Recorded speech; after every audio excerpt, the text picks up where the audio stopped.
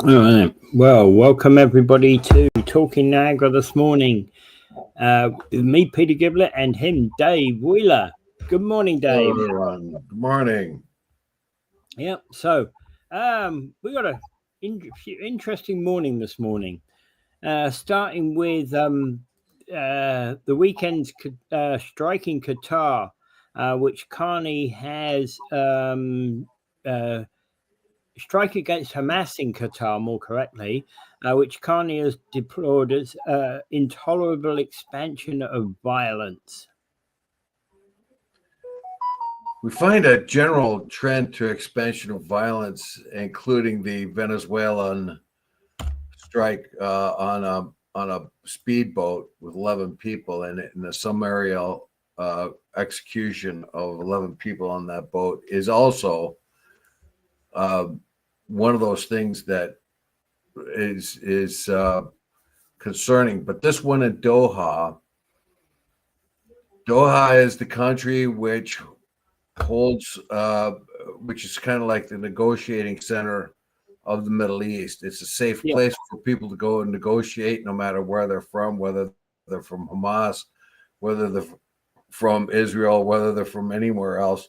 So Doha makes itself available for that, and that is condoned by the U.S. because they need a place in order to be able to go negotiate with sort of bad actors that are out there.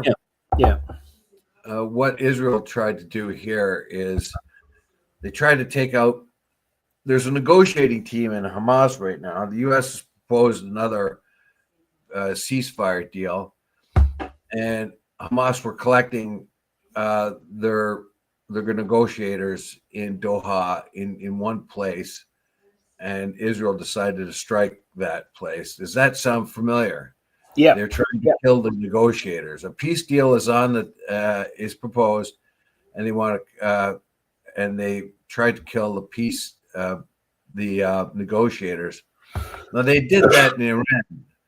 The chief negotiator for Hamas was in Iran, and they managed to sneak a bomb into his hotel room in Iran and blow him up.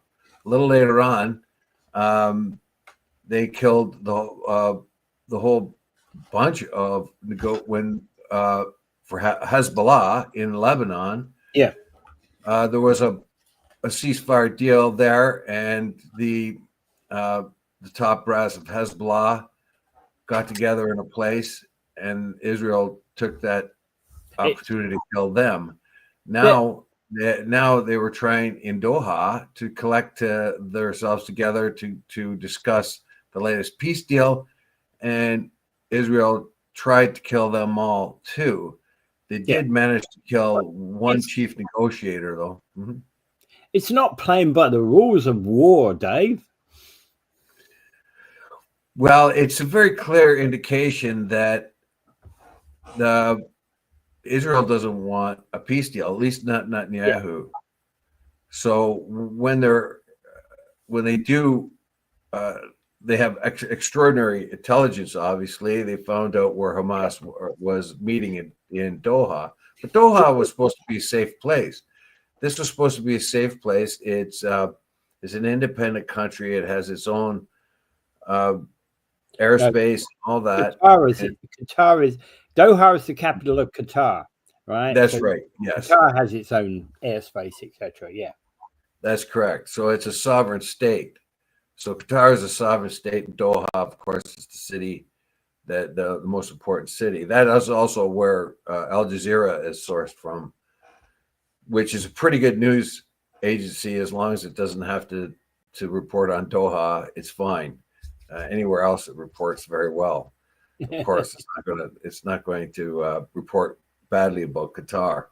But the issue here is that the Israelis targeted the negotiators, and they did that 2 other times.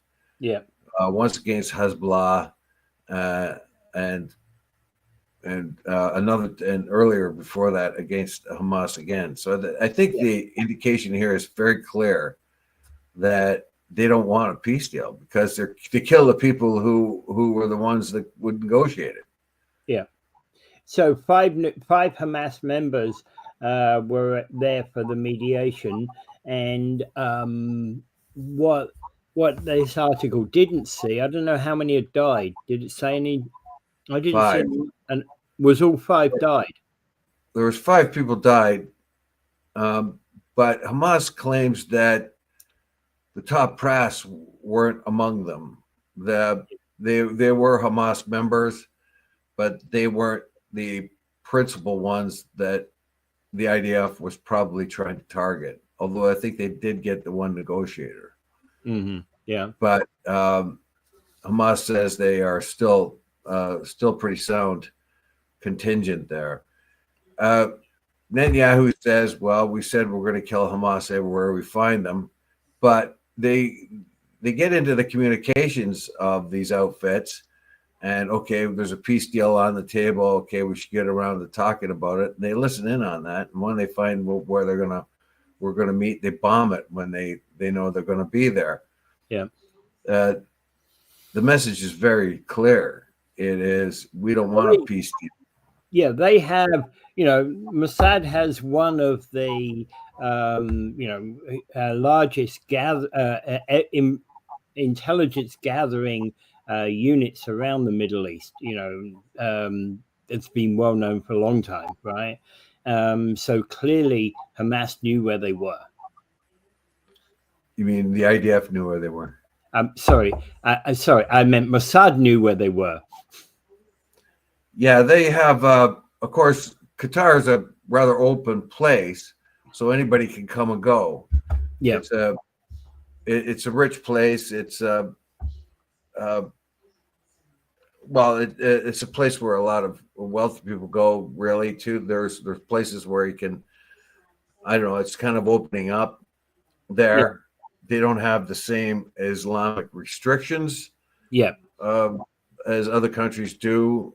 They don't allow drinking, but that's part of their religion. And anyway, but they're open, as in you could go to Qatar for a holiday. Yeah, definitely. You could go there for a holiday.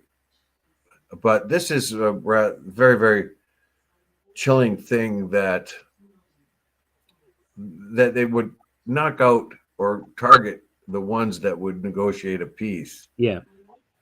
Interesting. And at the same time, they are accelerating their military campaign in Gaza. Yeah, they're pushing the people from here to there again, stopping their food supplies, et cetera, et cetera. They're doing all that. The Americans have come up with a proposal, and this kind of makes it impossible for them to accept or reject it when you keep knocking out their negotiators. Yeah. White House Press Secretary Caroline Leavitt told reporters yesterday that the Israeli strike was an unfortunate incident. Yeah, apparently Trump wasn't too happy about it. There's even reports that he phoned Doha. Once he was informed of it, he phoned Doha to warn them. But of course, that warning wouldn't have been enough to warn the Hamas negotiators. Yeah. But the real problem here is it's an intrusion in someone else's airspace. It's against international law, and the Israelis have pretty much said, we'll do anything we damn well please because we've got the United States backing us up. We can do anything we want. We can drop a bomb anywhere we want. All we have to do, if the United States doesn't like it, we'll just ask for forgiveness rather than permission. Yeah. And what are you going to do about it, Trump? Hey, Trump, you going to do something about it? No, you ain't going to do nothing about it because we get AIPAC. We got AIPAC in the United States, and we have too much political clout. So you'll do what you're told. Shut up and sit back down. And apparently, U.S. officials found out about this after 10 minutes after the strike had already begun. Yeah. So there's two things about Netanyahu and Putin that we have to be very clear about. They both own Trump. They both own him. Yeah. These are conflicts that he bragged that he could do away with. He could stop within hours, for the Russian one within weeks with the Gaza one. And what we found out is that Putin's calling the shots in Ukraine. They're not listening to the U.S., not listening to Trump. No matter how many times he complains, they just snub him. Anytime they meet him, they praise him as a wonderful leader, great and wonderful, and that seems to get Trump. That's rubbing his ego. Yeah, and Netanyahu does the same thing. If you were to call him a great leader, you'd also rub his ego, and you'd get accepted that way, right? Yeah. So Trump says, "Why don't you stop bombing Kiev? Oh, you're a wonderful, beautiful leader. You're great. You're the greatest thing ever. We love you." And then you bomb Kiev, and Trump says, "I thought I asked you not to do that." Oh, yes, but you're just a wonderful, terrific leader, and yeah, that's true. But well, maybe you should stop. Well, no, you just. And Netanyahu's got control over Trump like crazy. It's like Master. I kind of imagine Master Blaster. I don't know if you've ever seen that Thunderdome movie. Mel Brooks long time ago. Yeah, there was a character in there called. There was a midget who was really, really smart, genius, and he had and there was a big brutish guy that was strong, and Master, he was Master, the little midget, and he sat on the shoulders of this other guy called Blaster, and they went around and they beat everybody up, and it was like Netanyahu is the little guy on the back of Trump, just kind of guiding him here and there wherever he wants him. And like those are the two, they both do the same thing. They compliment Trump. They say that how wonderful he is and all that other stuff, and then do exactly the opposite of what Trump has said he wants them to do. Yeah, exactly. Yeah. So Trump is absolutely, utterly powerless at this point. He has no control over the Middle East. He has no control over Ukraine, and that is the kind of the first time I've remembered any conflict anywhere in the world, even minor ones, where the U.S. is just snubbed right out of it, and nobody listens to them one bit because they see a paper tiger sitting on the throne in the U.S. Well, the Secretary General of the United Nations has basically called this a flagrant violation of the sovereignty of Qatar. Yes, of course. Right. And particularly when Qatar has taken on the job of being the place where negotiations can happen, particularly between very diverse opponents.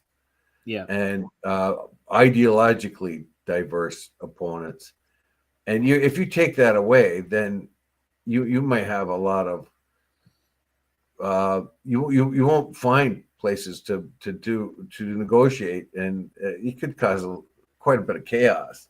So that now I will compare it to Trump's bombing drone attack on a speedboat with 11 people on it, and it didn't look like there was much cargo on the boat, and they summarily killed 11 people in a speedboat, ostensibly because it was a drug running boat.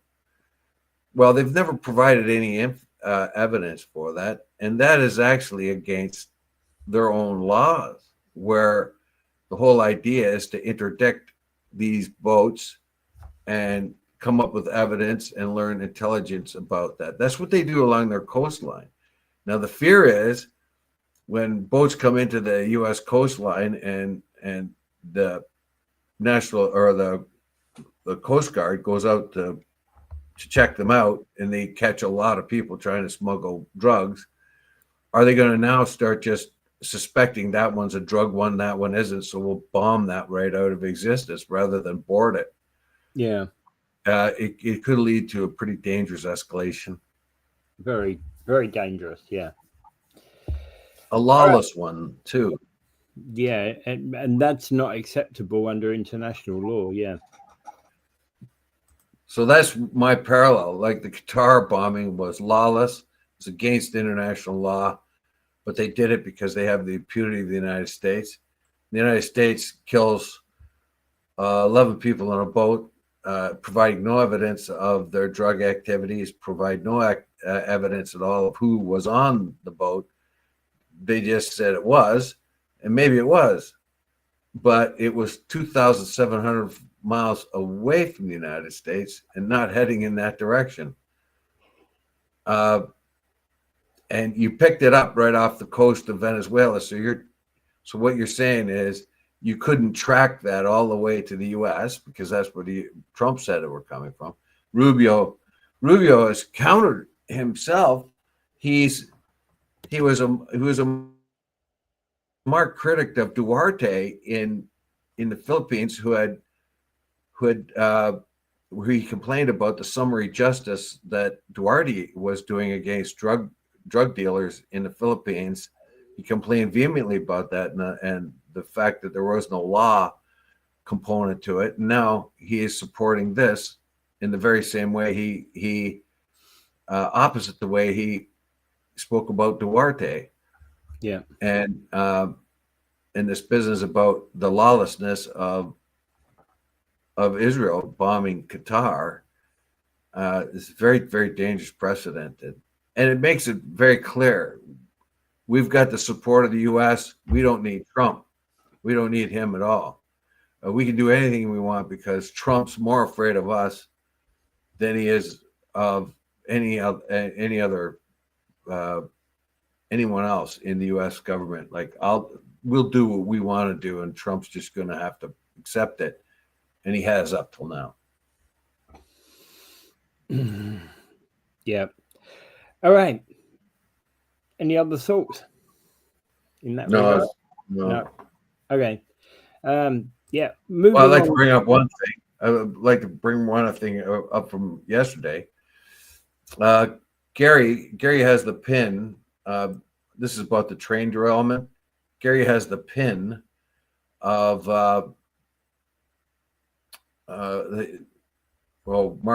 Mike says that Israel also attacked Yemen last night.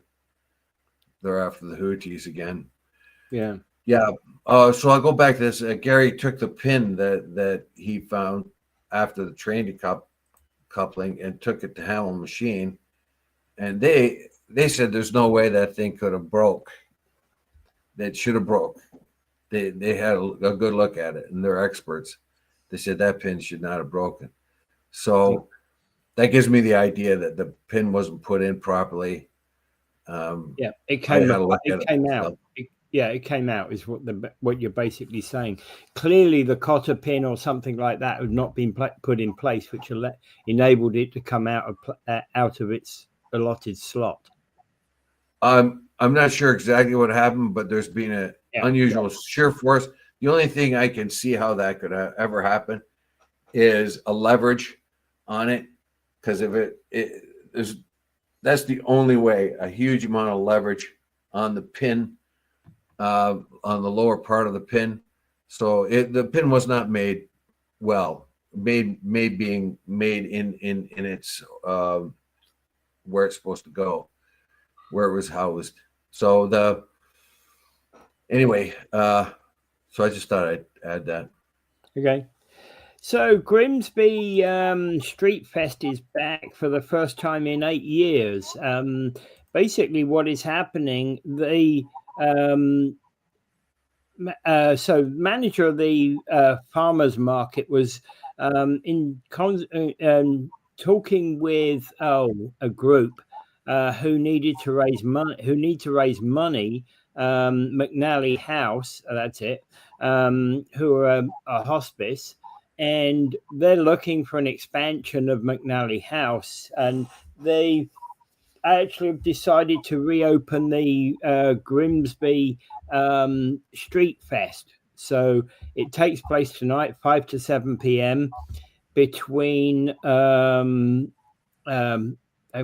Christie and Ontario streets. So the streets obviously will be closed off. 100 people will be eating there. $75 a head. I don't know whether you can still get tickets, but McNally House in Central Avenue is 905-309-4013 extension 28. Right. And they're $75 a head. There you go, a little public service. Yeah. For anyone who's interested. And if you're going to Grimsby tonight, you know why the streets are closed. Yeah. All right. That's the other important factor about that. Okay. So how bad is America's economy? That's something we've been talking about. Oh, wait a minute. I think probably we should first talk about Charlie Kirk getting assassinated. Well, yeah. Okay, we can do that. We can do that. That's a much more important issue right now. It is very troubling. Now, I knew Charlie Kirk only a little bit. I would see him once in a while on YouTube, and I could see that he's a pretty vocal MAGA mind, and he had a very good debating style. He would debate anybody. That was his shtick. He'd go around and he'd debate people face to face. He was a very, very prepared debater, and he had an answer for everyone's sort of a right-wing answer for everyone's questions or concerns in universities, on the street, anywhere there. But after that, I don't know much about Charlie Kirk, although he was a favorite of MAGA. He was personal friends with guys like Rubio, Vance, and of course Trump. Trump loved the guy. Now, he was doing his own same thing that he did. Yeah. He was at the University of Utah in an open forum where he was there to debate anyone who wanted to debate him, and he was very good at that. He had all the answers, and so people would confront him and debate with him. Unfortunately, somebody decided to murder him. Yeah, that's the wrong type of confrontation. Yeah, so here he was openly, and I don't know where the security was for the University of Utah. A good question. Yeah. So he was shot right on stage in close proximity to his wife and kids, apparently. Everyone who was watching there for the debate saw him being murdered, saw him being shot on stage. Nobody's quite sure who did it and the motivations behind it. But the real issue here is there's political assassinations going on. Trump narrowly missed out on being killed twice. He actually did have a bullet clip his ear, so you got very lucky there. And a person behind him actually got killed. There was the Democrat that was in Minnesota. She got murdered along with her assassinated.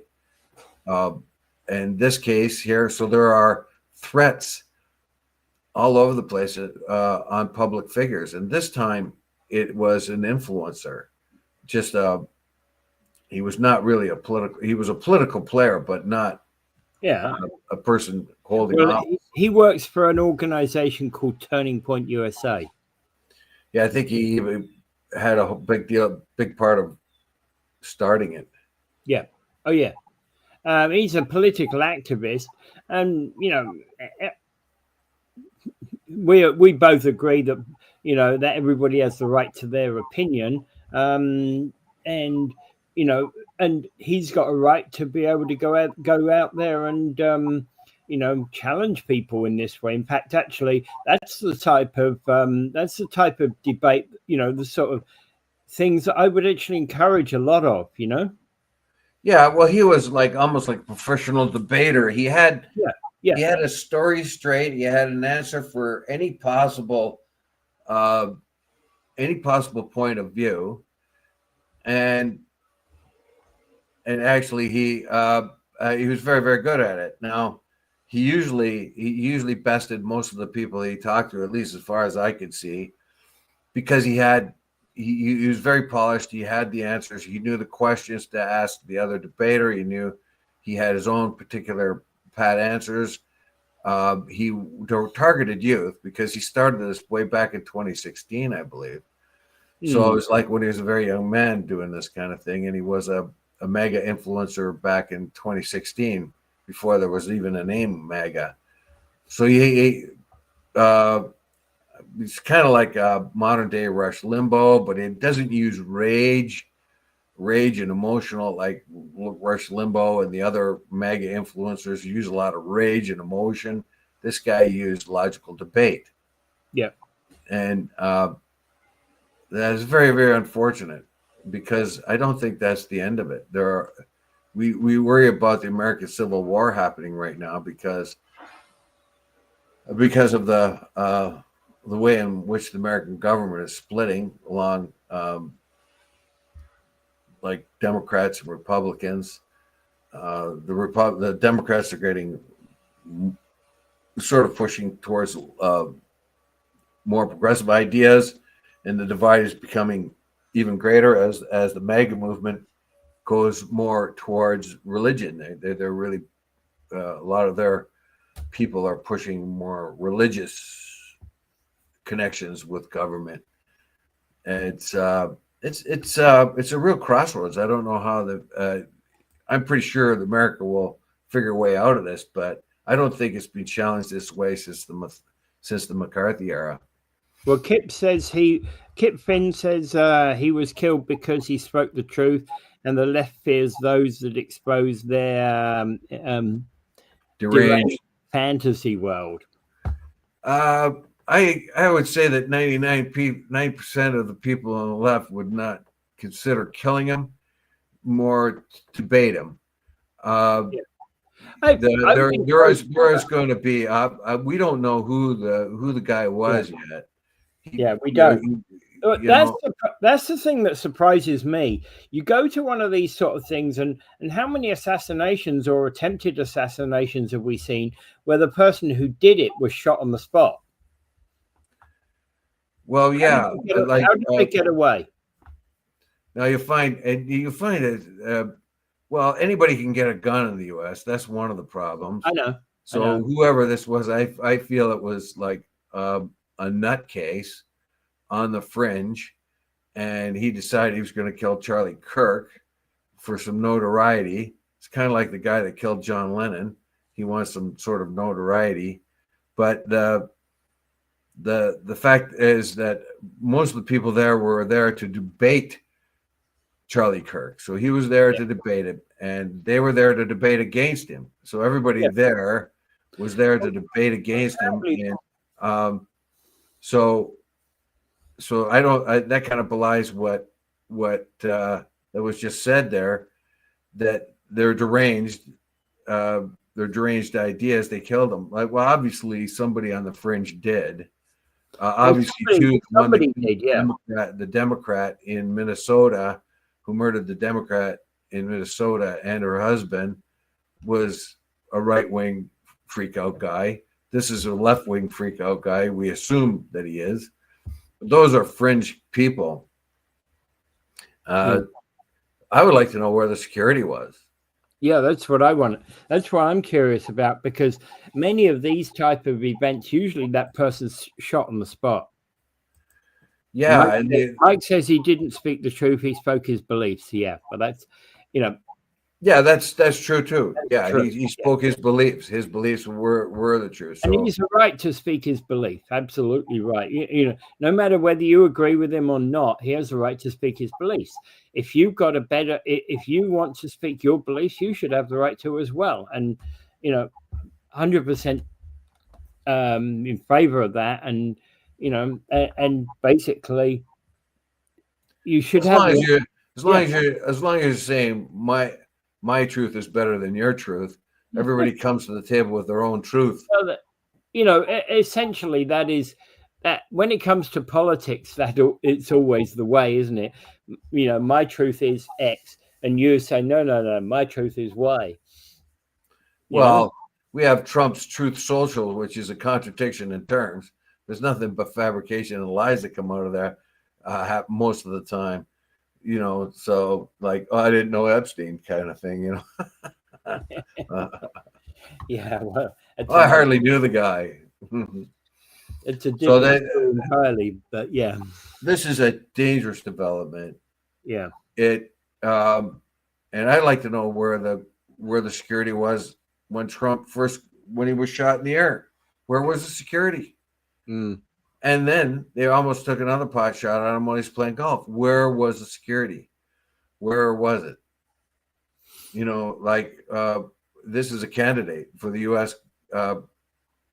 President. You know, and they can't protect him any better than that.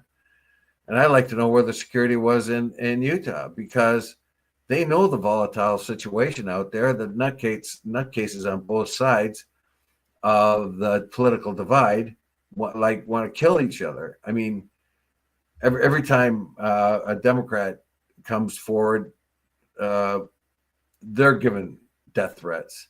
I think Rand Paul has probably got a whole bunch of death threats from MAGA lately, because he's been against the big beautiful bill. Now, he's a Republican. He's supposed to be a MAGA Republican, and he was against the big beautiful bill, and he's very much against the execution of the 11 people in the boat that was ostensibly full of drugs. So he'll get huge amounts of hate mail, and people will tell him that would be from MAGA. So it's out of control out there, and this divide between inability between the Democrats and Republicans to find common ground. The Republicans keep going farther and farther into the Project 2025 thing, which are making them look like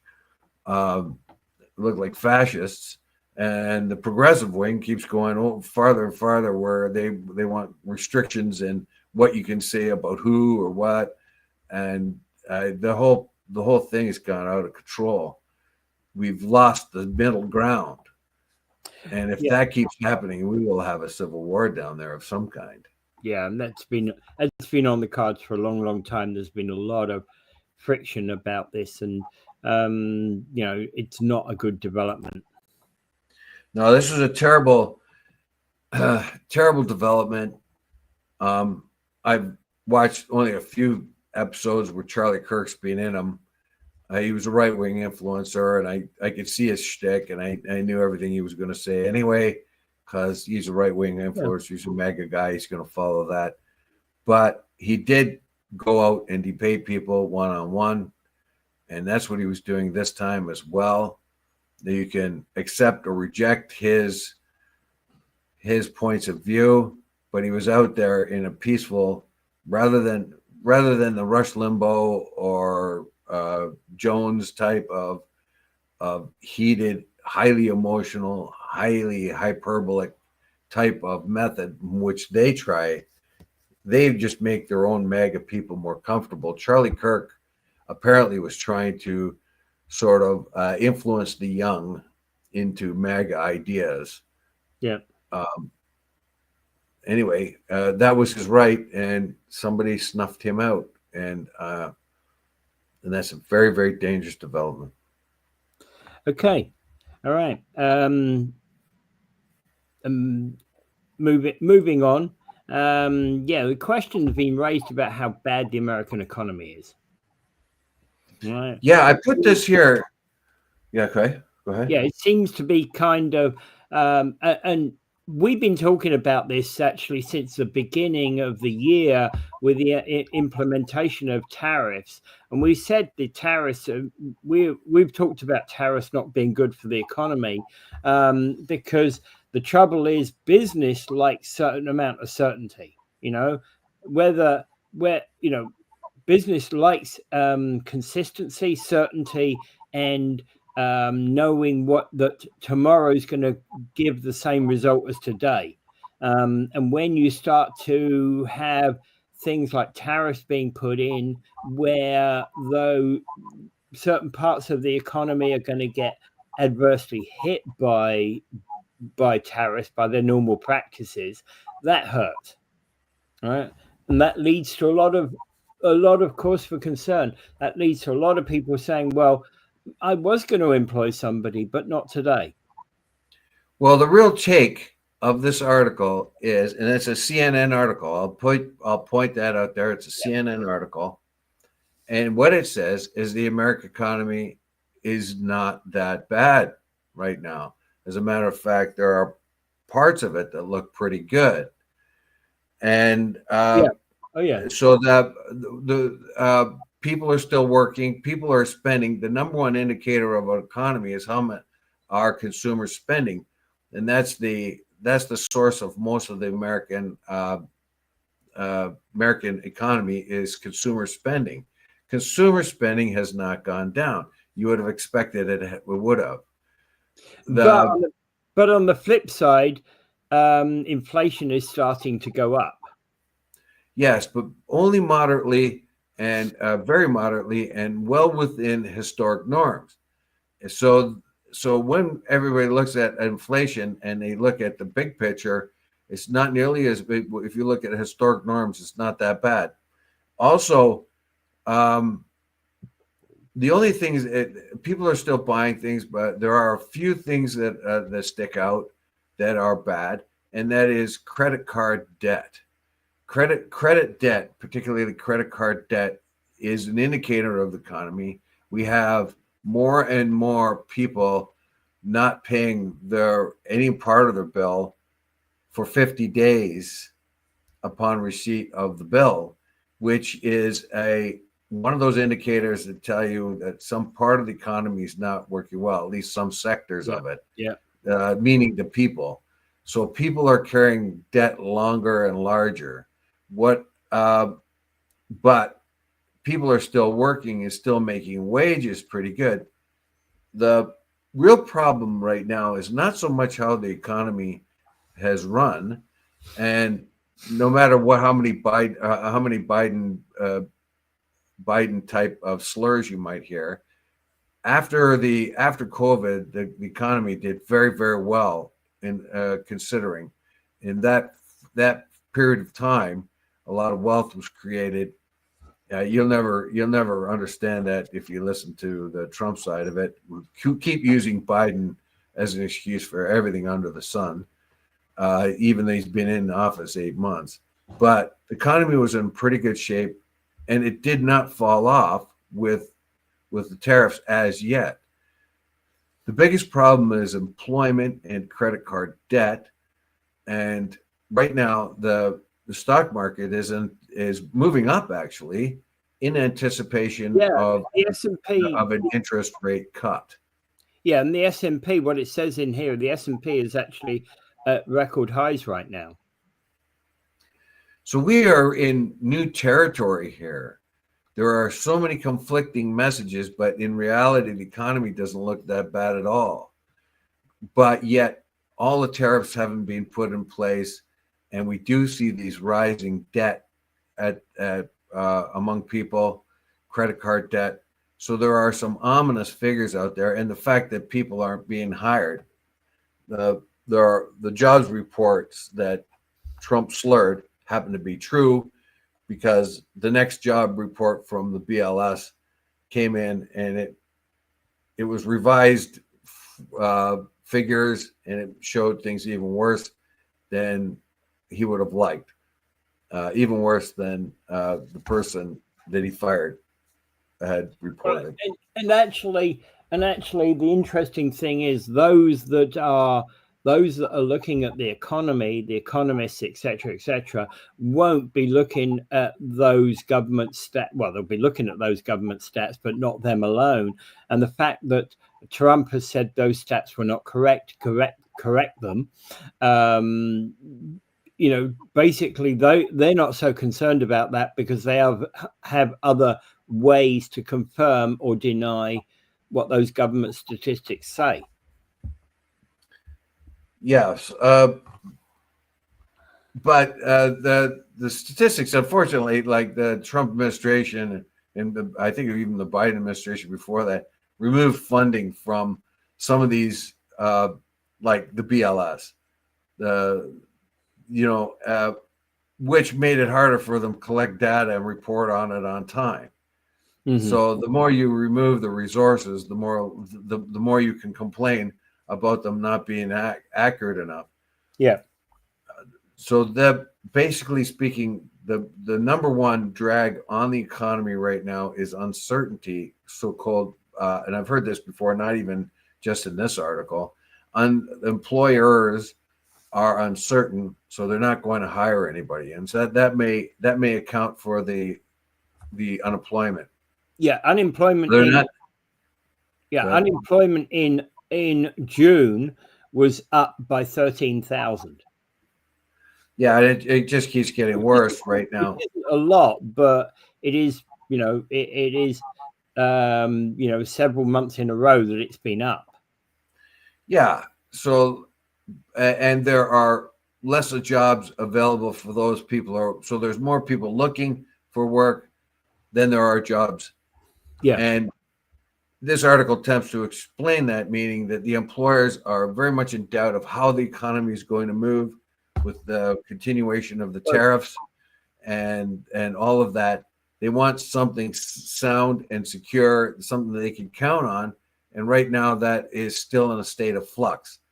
The tariff things are in a state of flux. The legality of the tariffs are in a state of flux.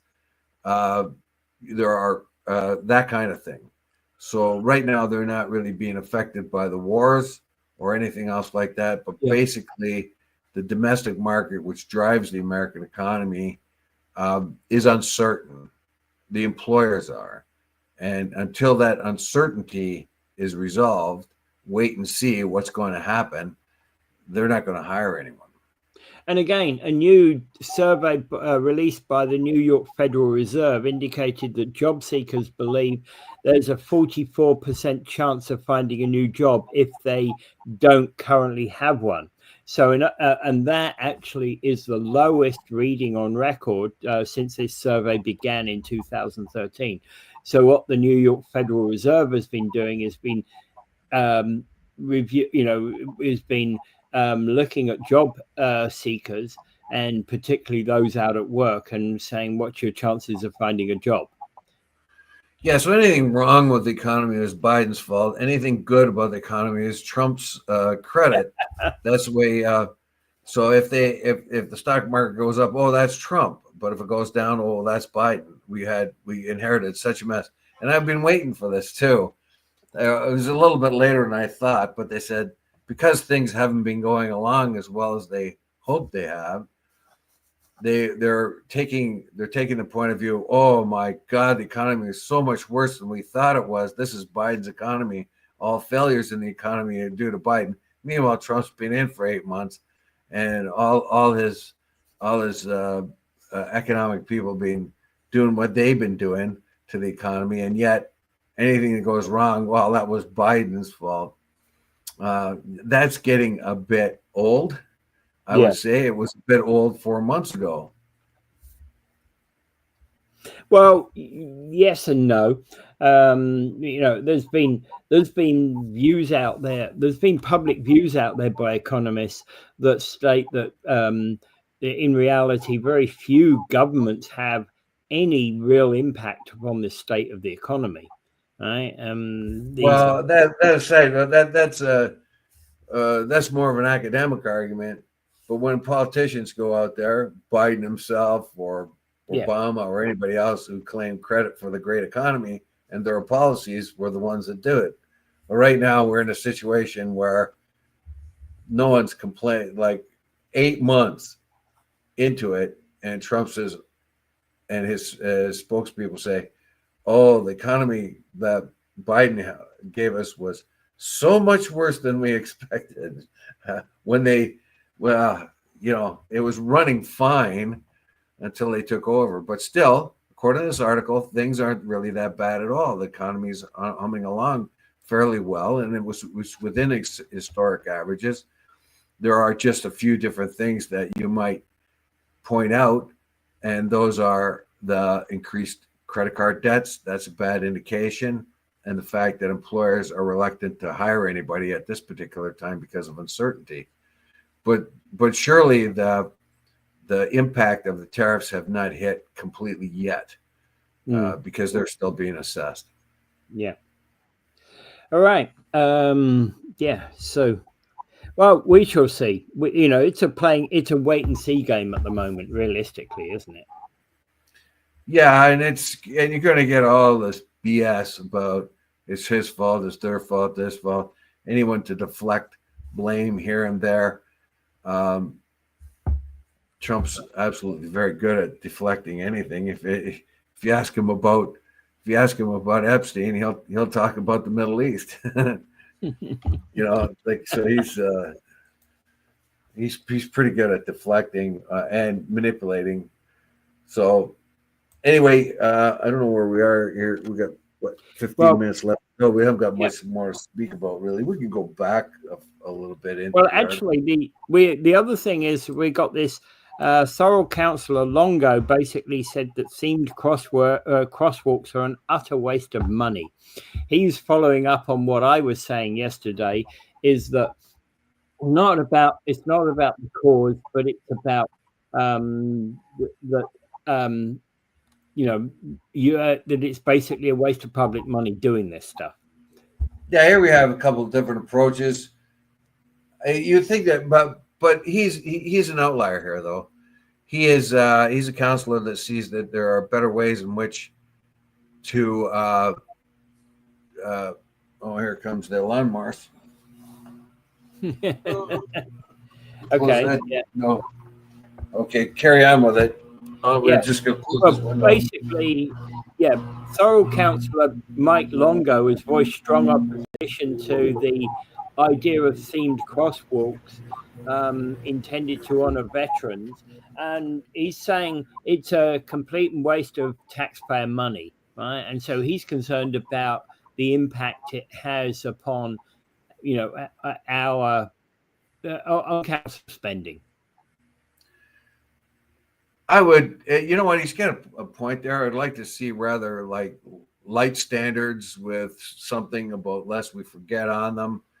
Or I would really like to have every day people stop for a couple of seconds at 11 o'clock if they could to honor the vets every day, in my view. So there's many different ways you can do this. And I think what they want to do is remind everybody about these insane sacrifices these guys made during the different wars and perverted. That there's no. I don't think anybody's disputing the validity of that, right? Of the sacrifices and the whole viewpoint upon that. No, but I said that they want to make that more evident, because as time moves on and more immigrants come into the country who are not yet versed in our culture, they see that the memory of that is waning. Yeah, and as time moves on, people are forgetting. That's the truth about it, right? Yeah, that's what time does. Yeah. Now, how best to express that? How best to keep that memory alive, lest we forget? That's right on the monuments. That's right on the cenotaph. Yeah. This is here, just in case you forgot. Here's the monument. Lest you forget, here are the names on this cenotaph of the young men that went over there and got killed. Just in case you would forget. So lest you would forget. Yeah, I understand the emotion behind the desire to have the crosswalk. Don't get me wrong, I fully support it, but I also think that I'm very concerned about the public purse. Yeah, that's basically, is it worth it? Now, the kind of debate they're having there now is they want to put it at a certain place, but then somebody says that's too busy; it'll get worn out too fast. Yeah, is there a place around a park or someplace else where the traffic is much less? It's a crosswalk, but it is frequented by a lot of people, like in a park, where people would cross into the park or something like that, where they would see it. Is it a really good use of the public purse? Yeah, that's the questions being asked, and that's a fair question. Yeah, I think that's a fair question. Yeah, and we have this emotional emotional response. Yes, of course, that's what we'll do. We'll make these Remembrance Day type of crosswalks, veterans crosswalks, and right away, oh yeah, that's a good idea. That would be me right away. I would say that, but I would have to take a longer look to see is it a responsible use of the public's money, and then I would have to determine where then could we put it that more people could see it and yet it not get worn down as fast. So what can we do? Is there alternatives? Is there a better way in which to recognize our veterans? And let's be honest, people are forgetting, and we know that, and that's actually why I think the people who made the proposal were making that argument about, hey, too much of our society has forgotten our history. We've forgotten the impact and the reason why we went to the war, particularly the Second World War, to fight the Nazis, and we've started to forget a lot of that, and that needs to be in the public mind. 100% agree, right? But I'm not sure this is the right way to do it. It's my well, that's what the debate is about. Yeah. And so I would like to see alternatives brought up. How else can we make it very clear? But a crosswalk, you have to cross it, and we saw the pictures of it the other day, where they have hatched line marks, red and white, and they have the silhouette of a soldier there, standing guard. The same type of silhouette you would see in the Queenston the Queenston Monument down there. That's a really nice one. So a silhouetted soldier sort of standing guard over the graves, I would imagine. But the whole very idea that would remind you, that continues to remind you that of the sacrifices made to make this country. Mm-hmm. Yeah. And, there's not an easy answer to this. There really isn't, right? Not at all. No, and to give you an idea, in the Second World War, Britain and Canada and Australia and all of them were the only countries committed to rolling back Nazi authority without first being attacked. So they declared war on Nazi Germany without being attacked. They're the only ones, and I think maybe France did, but it got crushed. So the United States had to be attacked. Yeah, I thought France, when the invasion of Poland happened, the French also declared war, but you're right, they got crushed. They got crushed pretty quick. Yeah. So of the two, it was an ideological war because Britain and Canada and them got into it because they could see the potentials of what is happening. They could see what happened to Poland. And that was what was about to happen to Poland, actually, because nothing had happened at that point when they declared war. Hitler invaded Poland, and it was a few days later that we declared war on him for doing that. It wasn't a few days later; it was a few hours later. Yeah, it could have been. Yeah, I know. In Canada's case, it was like, I think 10 days later. Yeah, in Britain's case, it was a few hours later. Basically, they had sent a warning telegram at 9 a.m. and the thing says that they gave them till 11 a.m. to cease and pull back troops, and they had not done so. So we are now at a state of war. That was the public declaration in Britain. Now, of course, took a couple of days. Yeah, that was a few days before they were actually prepared and ready to go to war, but they were at a state of war. Oh, what a dumb thing that whole thing was. Anyway, yeah, 50, 60 million dead later, and that's just on the Eastern Front. But anyway, what are the methods by which we can honor our soldiers of many conflicts? Yeah, I think They went and they represented. yeah, I think unfortunately, well, not unfortunately, I think it has to start at school. We have to have Well, yeah. put the education. We have to return the education to continue to bring historical facts like this back to being educated. But our culture, our symbols are a reflection of our culture. So I think that more should be done. I think the crosswalks are probably a pretty good idea, but is it well spent money? Could there be a better, more effective way, Yeah. or similarly effective way of doing it? So, that has always been my concern here. There has to be a more effective way we can get the message out there and spend the money wisely.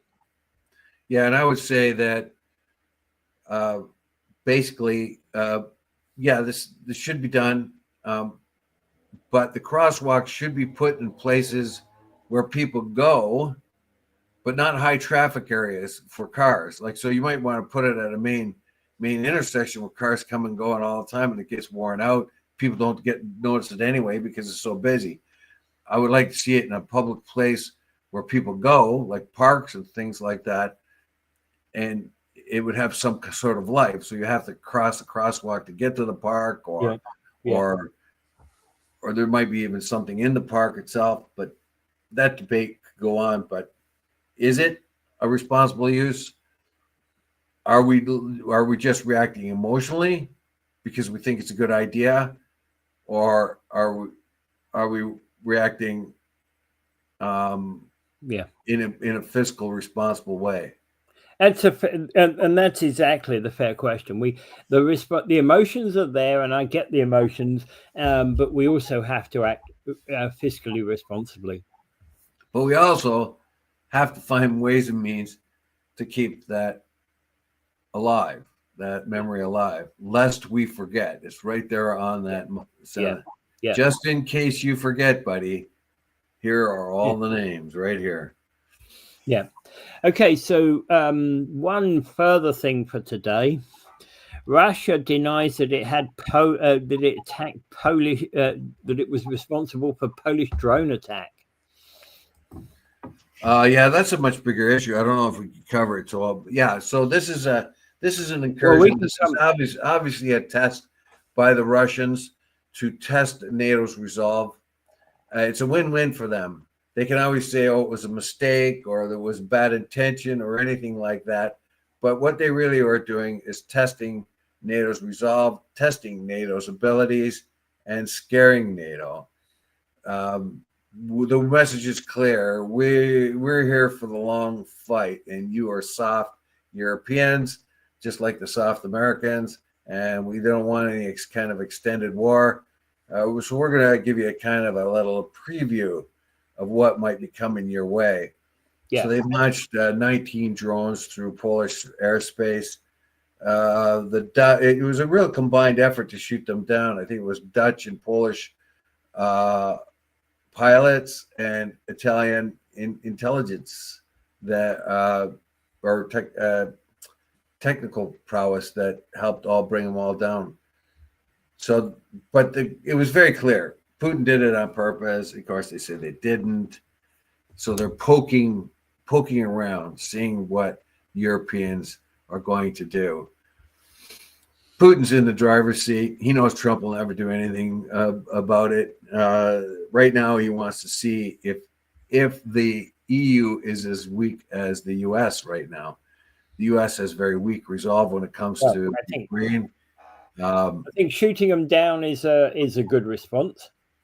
Well, yeah, that's a good response, but it's brought up Article 4, which means all the nations have to discuss whether or not and how to prepare for the next strikes coming. Yeah. So they're anticipating more incursions into their airspace. And again, probably, the irony here is we're probably closer to some form of armed conflict with Russia than we probably ever have been in the past. Well, I remember all the predictions that Russia could not sustain a war for more than a year, all that other stuff. They're Yeah. still pumping out tanks. They're still pumping out drones. They're still killing, still bringing up people to the front line. They have more people in the Ukraine. Eventually, they will win that war by attrition just because they have more people in the Ukraine that has fewer. Yeah. So they're going to have to find a solution for this pretty quick. And Trump, if Trump is supposed to have increased sanctions, he won't do that. He wanted India to do it for him on the oil thing. India refused. He's phoning India now. He's buddy back again with Modi. You never know what's going to come out of him, and that's what Putin and Netanyahu rely on. He's weak. He sounds off, but he does nothing. But I think for the European Union, in this regard, Poland is pretty, pretty sacrosanct. And there is real issue here because one of the things Putin's trying to test is, will NATO enact Article 5? Trump has said that UN will never come to protect the US if they're in trouble.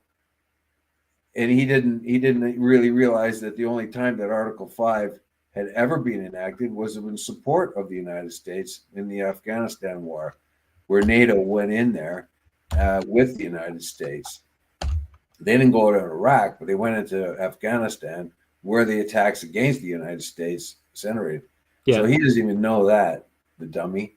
But what is very, very interesting here, will the United States live up to its obligations in Article 5?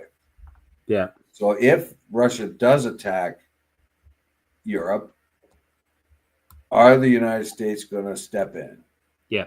And that's what Putin's really kind of poking around for. He knows that Trump does not have,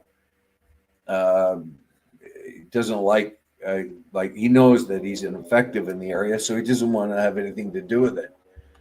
It's very, very clear. But I'll have to tell you that Trump inadvertently has done everybody a favor when he's tried to insist that everybody increase their NATO spending. He was more right than he could have possibly known, because look what's happening. Yeah. Well, and right now, that was the right response, right? Having, utilizing the services of those members of NATO to assist Poland in that regard. Yeah. Right. And hey, these sort of things happen mighty quick when they do happen. And, so this Article 5, is quite important.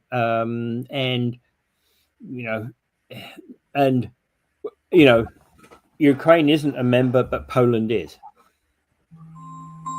Oh, okay. I'm going to say goodbye. Yep. All right, bye. All right. Hi, Seth. What's up? Oh, yeah. That was horrible. That was really hot.